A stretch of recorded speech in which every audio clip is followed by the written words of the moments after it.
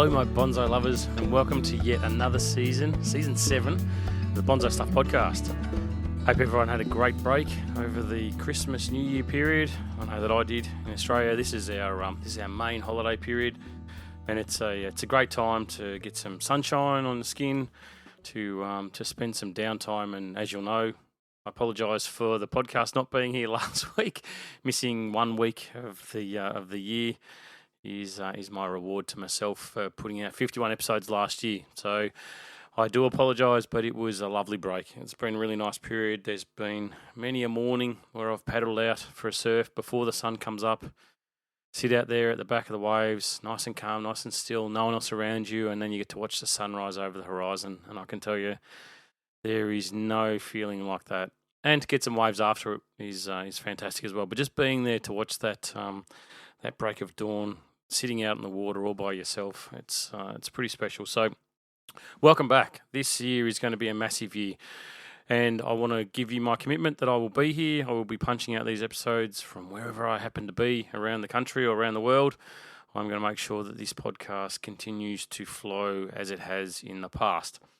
I thank you for the support for last year. Stay on board for this year because it's going to be massive. And if you've just tuned into the podcast, there is so much information there now, that so much that I've talked about, I'm surprised that I still find things relevant to talk about. But my little black book is full of notes. I've spent lots of time planning, and I want to share as much bonsai information and bonsai love as I possibly can with as many people around the world as I possibly can.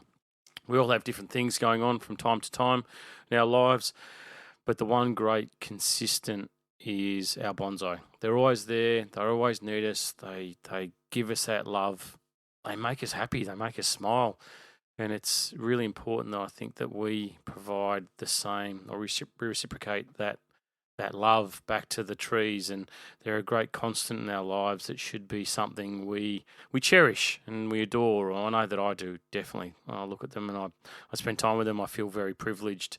I don't feel frustrated. I feel relieved. I feel energized. I feel great. It's something about being around trees, especially when you can watch them as intimately as what you can with bonsai.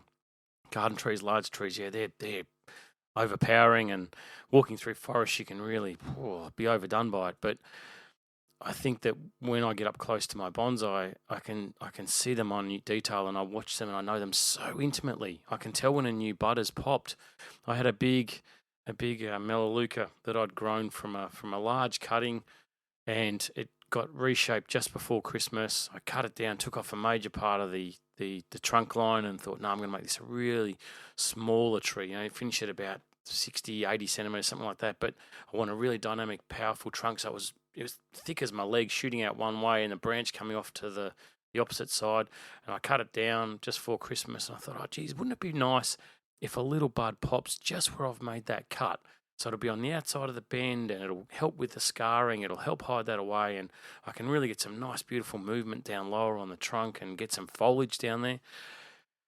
Anyway, post New Year's, come back, have a look, and there's a little bud that sprouted right in that spot. And I tell you, I did a little jig, high-fived myself, and went, this tree is just responding. Maybe it picked up on my thoughts or whatever. But anyway, getting back to the point of the podcast, this year's going to be a great year. And so this first episode, I want to talk a little bit about my plans for 2025. And don't worry, there's not many. It's very, very quick and very fast. But I think it's something that may help everybody with their bonsai. It's very altruistic, or very generic, I suppose. And the other thing I want to talk about is Juniper work, because that's what I'm into at the moment. So I'm going to talk a little bit about my focus on what I'm doing with my Junipers at the moment. So as always, grab yourself a cuppa, or enjoy the walk if you're out and you're listening to me doing your laps, or you're driving to work on Monday morning, which I do apologise for. But let's get into it.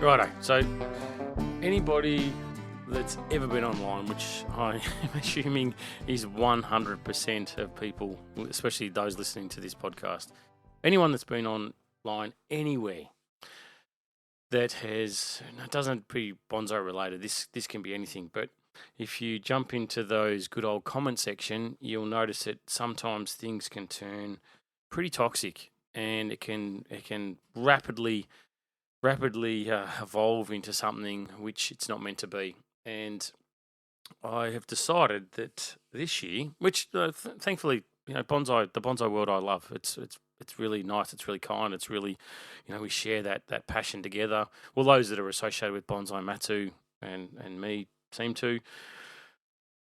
So I've decided this year that if I don't enjoy it, I'm not going to do it. And if I don't like it, I'm going to disconnect from it. And that's pure and simple.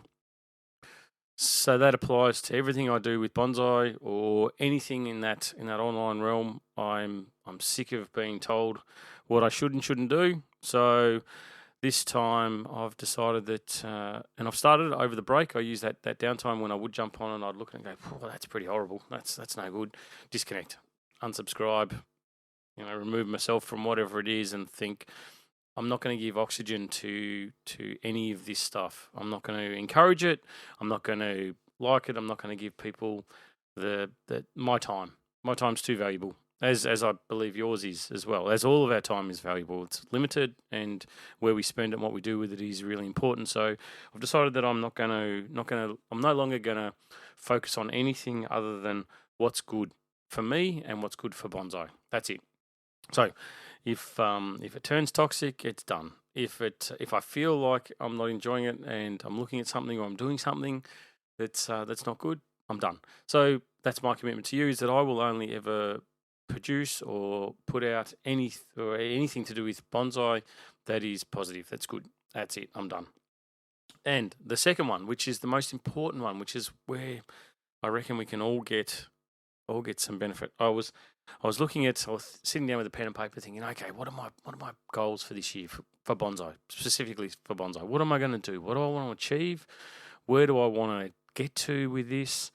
What's going to make me happy? And where am I going to get the biggest bang for my buck? And it started with, okay, look, what I'll do is I'll acquire this stock and I'll do this shaping, I'll do this development on the trees, I'll do this, I'll do that.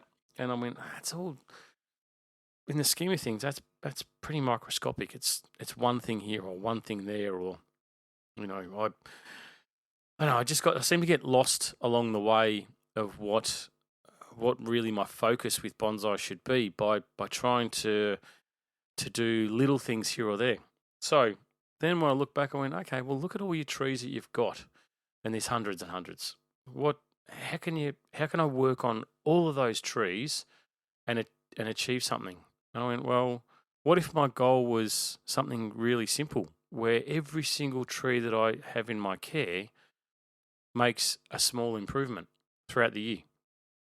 And I went, that's fantastic. Because those little building blocks that you achieve, whether it's a stick in a pot that gets wide for the first time, all right, that you've set the future direction on that tree. Whether it's an old, developed, refined tree that suddenly you get in and you rewire and reset the structure on that, or you look for some more openness in different areas, or you refine the apex, whatever it is, done. That's a small improvement on that tree. It could be that I take a tree that's maybe not doing quite so well and it gets repotted and gets put into better soil, into a nicer pot. Maybe it's a change of the angle of the tree. And I thought, well, that is so broad, but it means that I can achieve that goal for every single tree. But it means that it's really important that every single tree in my collection gets time spent on it. And I thought, that's perfect. That's the perfect goal for me. And it's achievable. It's something that I'm going to be doing. And this focus is going to be when I have the tree in front of me on the workbench, then I can look at it and say, okay, let's achieve that goal. How do I achieve that goal? Don't just look at it and go, yeah, it's fine, pluck the weeds, give it a bit of a haircut and put it back out there. It's like, how does it take a step forward? How does it become better next year than what it is right now? Is it a sacrifice branch? Is it more selective pruning? Is it changing the angle? What is it that's going to make this tree better next year? And I thought that's a great focus to have, because it doesn't mean I have to make major changes on these things. I don't have to say, okay, well, that's a formal upright. All right, now that's going to be a cascading style, because that's the improvement that I want to make. It doesn't have to do that at all, but it's got to take a small step forward, because this is the really important part with bonsai, and really good bonsai. This is done all the time. You might see the initial styling where the tree goes from a stick to a bonsai, and you go, "Wow, that looks amazing," but it's the small incremental improvement steps that get taken on that tree that will make it a great bonsai over time. And this is the enjoyable part. This is the journey. This is the part that should make the hair on your arm stand up when you work on that tree and go, if I just do that this year, then next year I can do this other step, which will mean that the year after I can suddenly get a little bit closer to the end goal for this tree. Rather than going, okay, I'm going to get there straight away, do some damage to the tree, set it back, and then suddenly you're delayed on what you're going to achieve. So I think that if you can look at your trees and not just do the maintenance stuff, but look at how can you take a step forward with this tree. Sometimes you'll look at it and that step will be massive. It'll be, okay, I'm going to wire it for the first time. Massive, enormous. Other times it might be, okay, I'm going to cut this branch out here. I'm going to reduce this branch because it's too long and thick, which is going to therefore improve the structure back in closer to the tree. Great. It might be that you look at the shape of the tree and go, okay, if the apex just moved a little bit to the left side rather than going to the right side, the flow of the tree would be better. Done. Small step makes a massive difference. Tree takes that enormous step forward. So I think that that's the sort of goal that I want to set for myself this year. I don't want to take every single tree that I've got, and of course they're going to get worked on at that local level individually. But I don't want to have to write goals for every single one of my trees, because it's going to be something which I'll never get to. And if it's too hard, you might start with it. That's fine. And when you've got 5 or 6 trees, when you've got 500 or 600 trees, it gets really, really difficult. So my focus is going to be that every time it gets onto my bench, I'm going to make an improvement to that tree. Whatever it is, I'm going to make it better than what it was. And it doesn't need to be earth-shattering. It just needs to be an improvement, because those small steps, building a house is done one brick at a time. And if you can just do one brick this year on every single one of your trees, then it's a better collection by the end of it. And you'll walk around this time next year, you'll look back at your trees and you'll go, wow, they all did improve, because I didn't make it a major task every time I had the tree. I made it a task that was achievable and attainable, and something which is going to benefit your bonsai in the long term. So that's a massive one for me. It sounds small, but it's a massive one for me in my headspace, where I look at my trees now and I'm revved up. I'm confident. I've gone from thinking, God, this is overwhelming. How do I convey this? How do I get this across the line? Sure, I can pick a couple and say, let's do something major with those, which will still happen. But for every single one of my trees, the right thing for me to do as their custodian is to make sure that they get better. That I'm doing my part of the bargain. They're doing theirs by giving me everything that they do, and I've got to do my part by giving them something in return. And these small manageable steps for improvement throughout the year, and there might be multiple steps, of course, based on the trees, but it's always going to be improvement. Every time it's on my trolley, that's it. It's going to get better. And the last goal that I've got for this year is really simple, and this is that sort of that warm fuzzy one, which it's easy to say. It's maybe a bit harder to follow through with. But this year, in every single thing that I do with Bonsai Matsu, or with the Bonsai Stuff podcast, or me as a human being, me as Scott Martin, I'm going to be positive. I'm going to make sure that every single time I have someone reach out for help, or someone that maybe is in doubt, or someone that just wants my 2 seconds, I'm going to be positive about it, because it's so easy to flip it on its head, to be nonchalant, to oh yeah, whatever. But for me, I get a great appreciation from the messages that I get, and from the God, this podcast had over 180,000 downloads. So there's a lot of reach that this podcast has, and that reach comes back to me as well. So I know that it's important that when someone does take the time to reach out to me, that it's not done lightly, and it's not done easily. And I know that there's so much negativity around in so many different places that we look at these days, that just to be positive, it doesn't hurt, doesn't take any extra effort. just to maybe, put a smile on someone else's face, or to help them in a time of need. It's not a hard thing. So that's my promise too, is that I'm going to be positive in every single thing that I do. if I'm not, please just pull me up on it, because I hand on heart, that I really want the bonsai world to grow in the right manner, and for all of us to pass this on to everyone. You might think that you've just started bonsai and you've got nothing to offer to anyone else, but I bloody guarantee you that someone, when they see your trees, they will ask you something. Don't just brush them off. Don't just don't just dismiss it.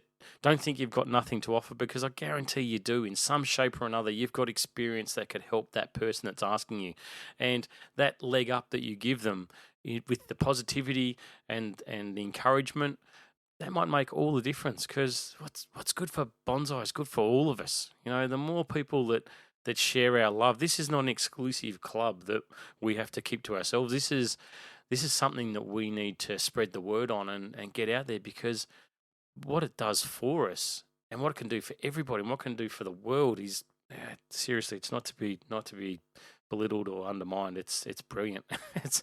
it's life-saving in so many ways. So please make sure that you set your own plans for yourself and for your trees. Make sure that they're achievable. Don't make it something which is, at the end of the year, you're going to look back and go, well, I never got there, so what's the point? And make it that it's the focus on you and your trees in that symbiotic relationship where you're both one. If you can make it that your bonsai becomes part of who you are, then I guarantee you're going to be in a great place.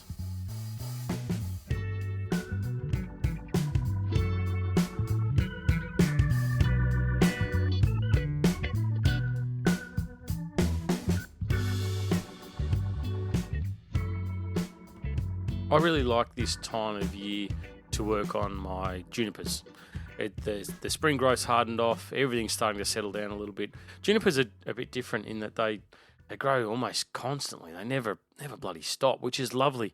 And everyone says that they're slow growing. They're not. They actually grow really rapidly, because if you look at every single bud on the tree, almost all of them are pushing out growth. They magnify across the whole silhouette of the tree. It's not like you compare it to, say, a deciduous, a maple, and you'll see that spear come out and shoot off, and you go, God, that's growing fast.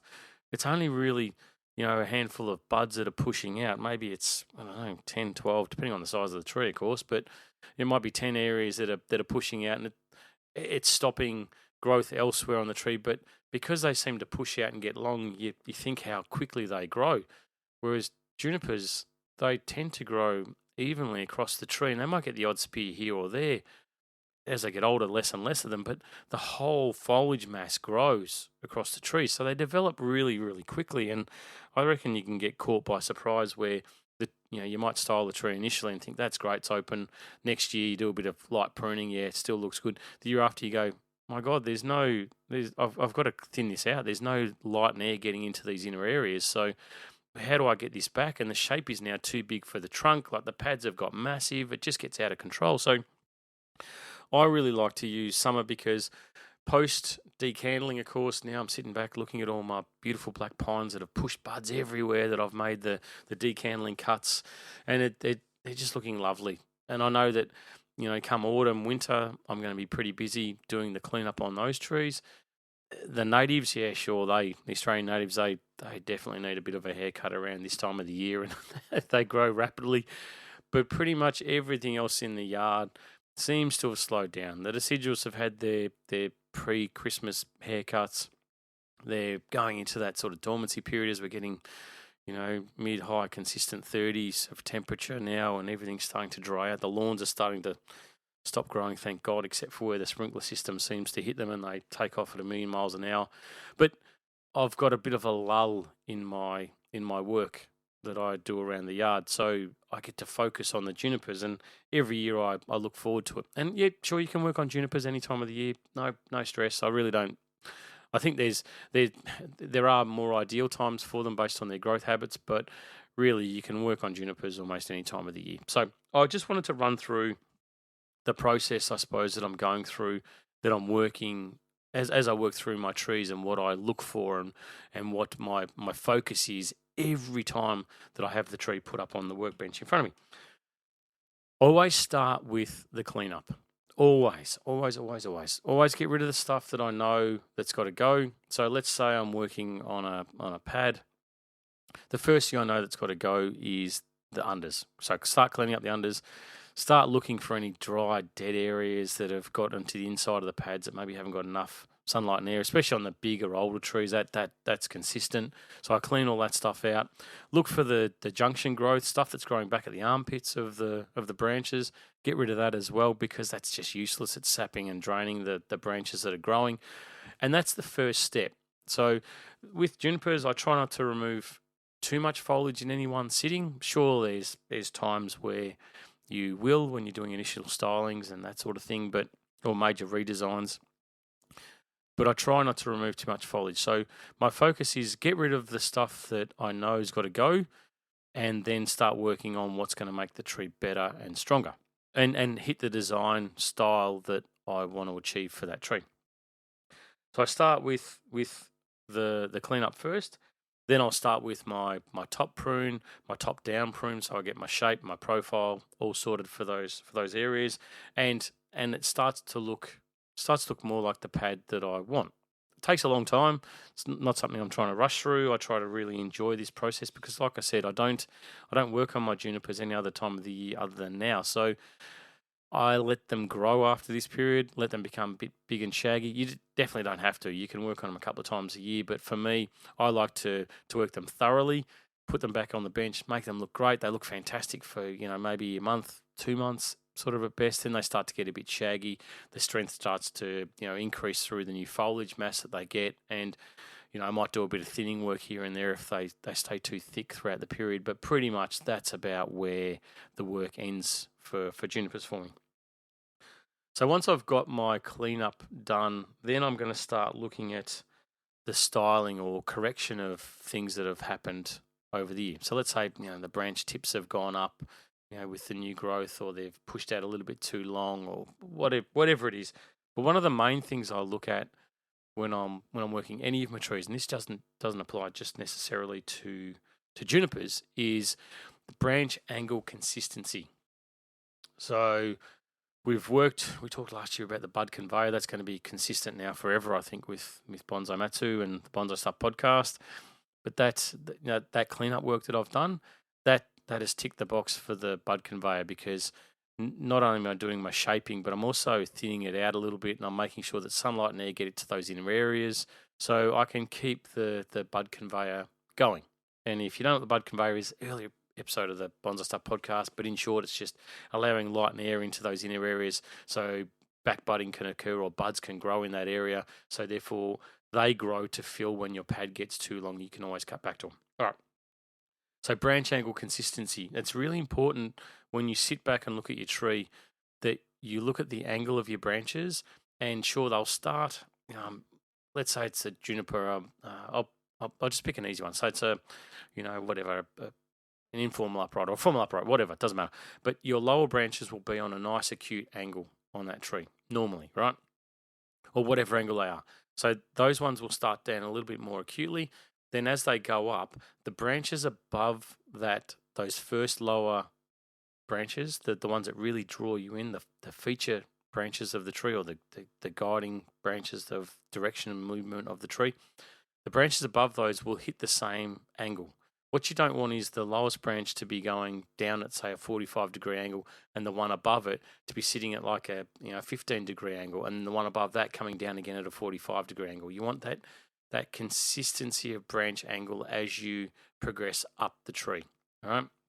So go back, if you don't know what I mean, have a look at when you go and study bonsai online, or you look at photos in books and you pick one that you love. Pick one that you look at and go, that looks fantastic.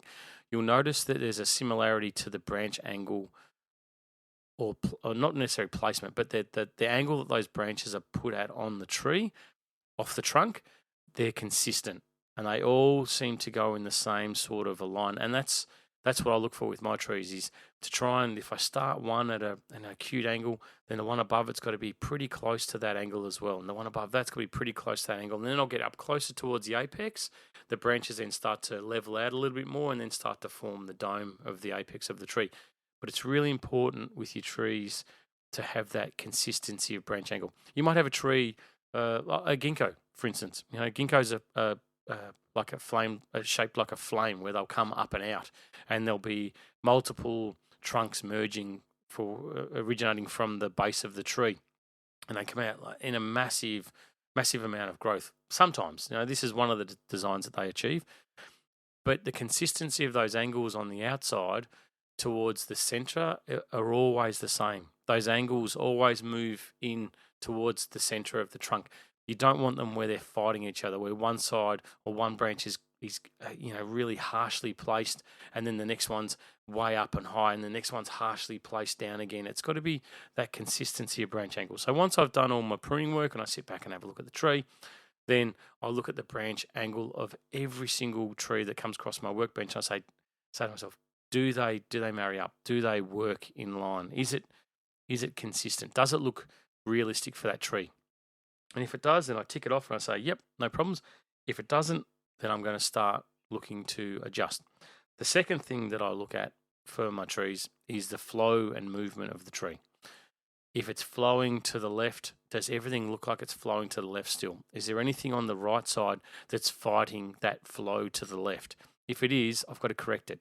Maybe it could be that a branch has suddenly grown too long, like it's pushed out too far.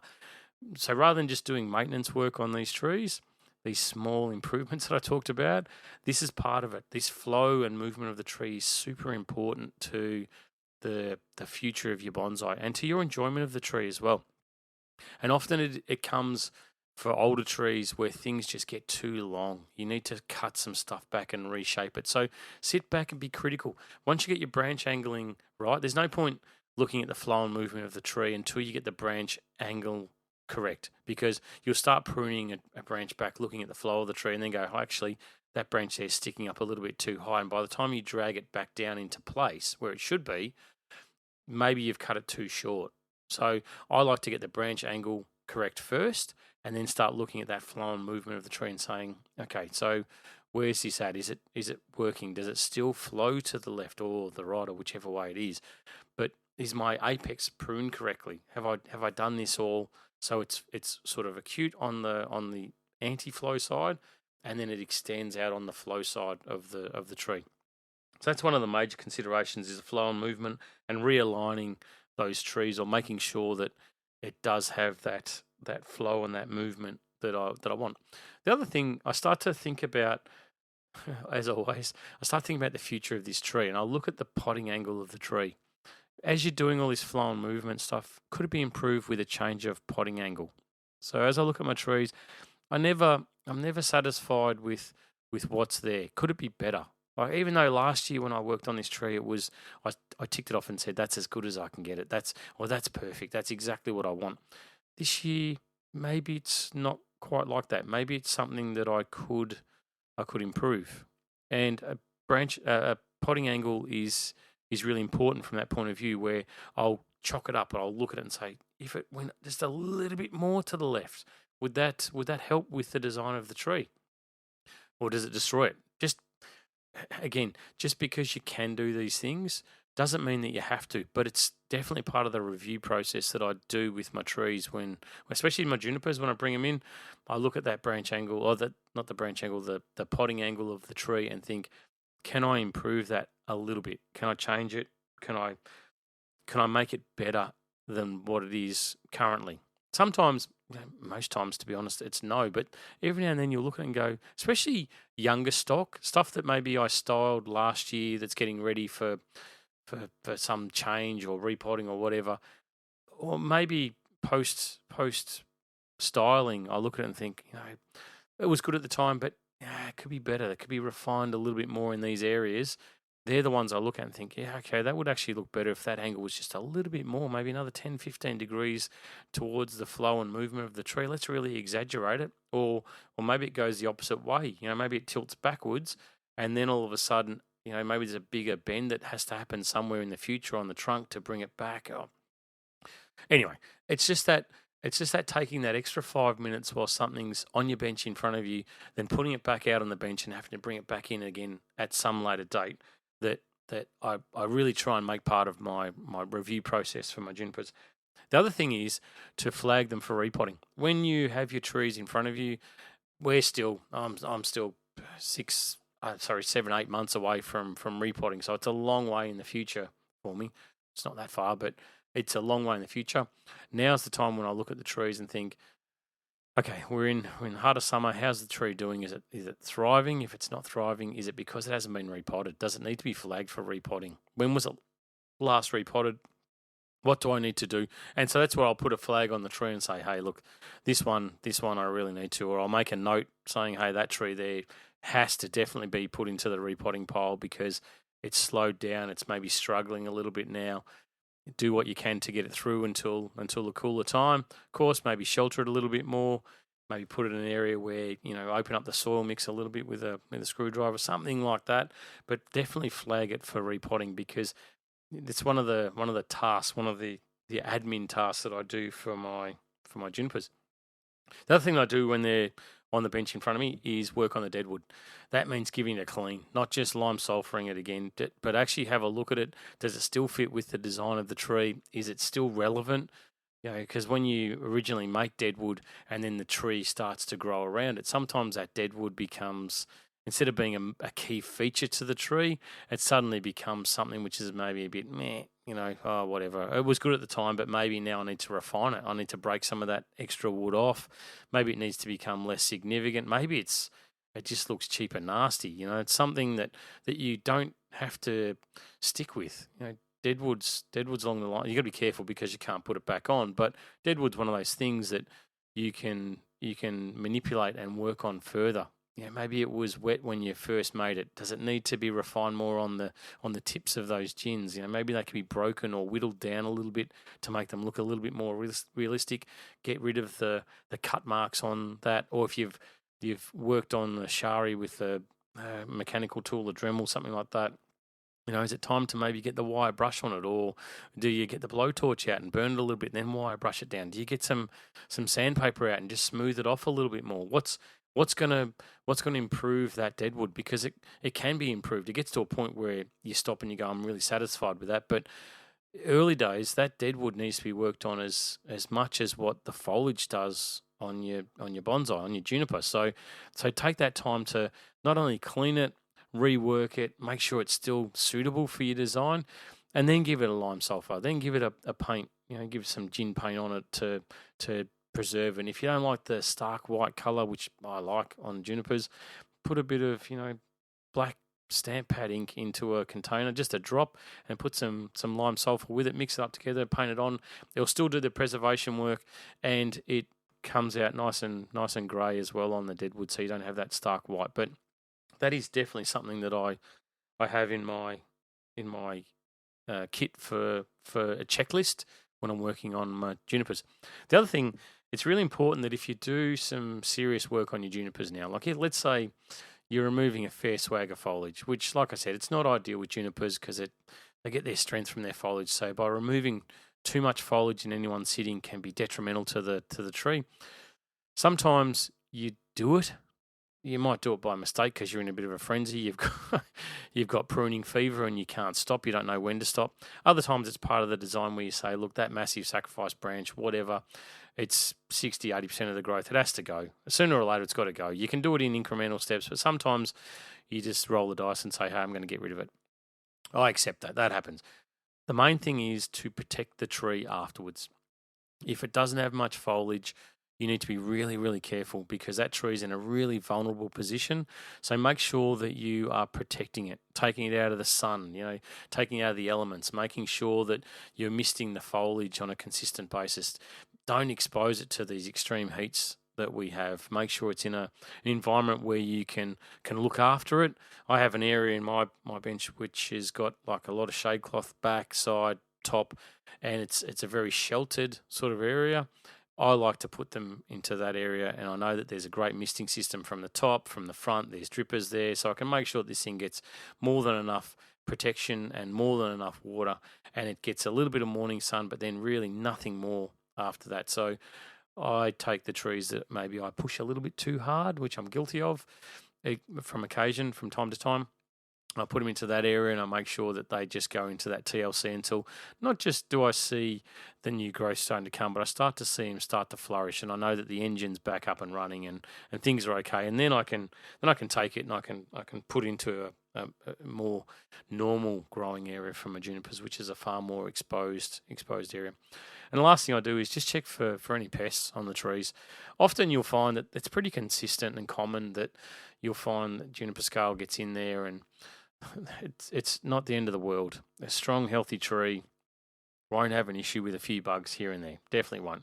It's when they start getting weaker that they get more and more of these things, and you'll find that they'll be in there because the foliage will be too thick. They'll be on the inner areas of your branching structure. Sure, you've got to treat it however you're going to treat it, with a spray or whatever form you're going to use to remove or eliminate these things, because it's taking from the strength of the tree. I would action it immediately, but it's one of those things that's probably going to be more environmental based on the tree and how it's growing at the moment. These things sort of tend to work themselves out, and I can guarantee you that every single juniper I've got in my yard has got juniper scale. So it's not that you can be tapped on the wrist because your trees get these things. That's just how they are. That's just the nature of the beast. But manage it. Focus on, sure, deal with the problem however you're going to deal with it, but make sure that you focus on the tree's strength and health, and they can cope with it. They can survive it. They can deal with it. It's not the end of the world. So just go through those processes. But anyway, that's a quick checklist that I go through whenever I work on my junipers that I thought might be useful for you too.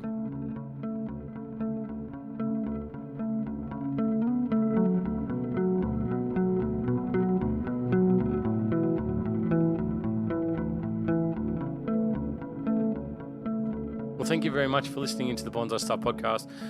Scott Martin from Bonsai Matsu. I love you all. I really do. I dearly and sincerely mean that it's great to have the patronage. It's great for you to support me through the subscription onto the podcast. And even if you don't, I still love you. I really do. It's great that I get so many people listening and commenting and reaching out. And I hope that I'm one small piece in your bonsai puzzle to help you enjoy this brilliant thing that we do with our trees. Make sure you look after them. They definitely need care at this time of the year. You've got to be on the ball. Being away during this next period while we've got our sort of late summer, which is when we seem to get our extremes. You've got to be so careful. So make sure that you're on guard and that you're giving them your full attention. And even if you're away, because this is the period of time where you do get away, make sure you've got the systems in place. Make sure that you've taken appropriate steps. Please be careful if it's a well-meaning neighbour or family member, because they tend to kill more bonsai than anyone else. But make sure that you have one of your bonsai network. Maybe check on your trees. You've got the watering system, camera system, all that sort of stuff to have in place, that you can live your life, that you can watch the sunrise out in the water with your feet dangling in chilly water off the Bass Coast somewhere in Victoria. That's what I love to do, and I make sure that I have first and foremost got my systems in place so I can enjoy that period of time. Thank you for listening in. It's a privilege to be here for you for the 7th season of the podcast, which blows my mind, considering that when I first started it would be something that I would do here and there, maybe just get my thoughts out of my head into a verbal form to help the few, not to become this thing that it is now that I really love and enjoy. So thank you for listening in. Please stay in touch as always. You can get me through any of the socials. Just reach out if I can help with anything, because I promise you that I will. Stay well, look after yourself, give your trees a big cuddle for me, and as always, until next time, happy bonsai.